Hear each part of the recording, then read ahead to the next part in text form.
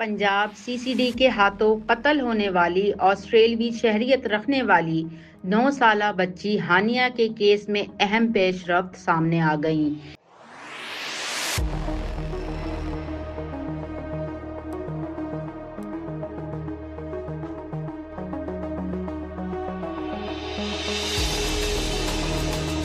इस केस की तहकीकात एफआईए के सुपुर्द कर दी गई है।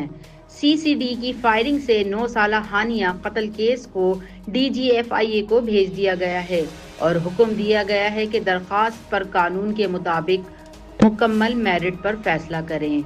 Lahore high court Rawalpindi bench ने चकवाल में सीसीडी की मुबैना फायरिंग से 9 साला मासूम बच्ची हानिया के कत्ल के खिलाफ दायर रिट पिटीशन पर समाअत हुई।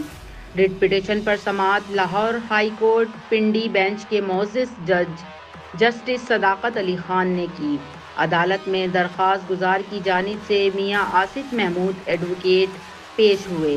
समाअत के दौरान कानून नाफिज करने वाले इदारों के आला हुकाम बशमूल सीसीडी और पुलिस अफसरान भी अदालत के रूबरू पेश हुए।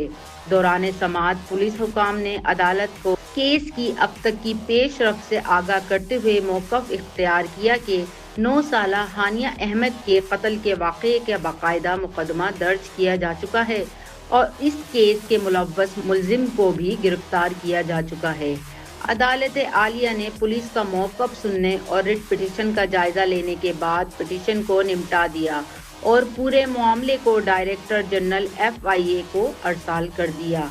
अदालत ने डीजीएफआईए को वाज़ेह अहकामात जारी किए हैं कि वो इस दरख्वास्त पर कानून के मुताबिक मुकम्मल मेरिट पर फैसला करें।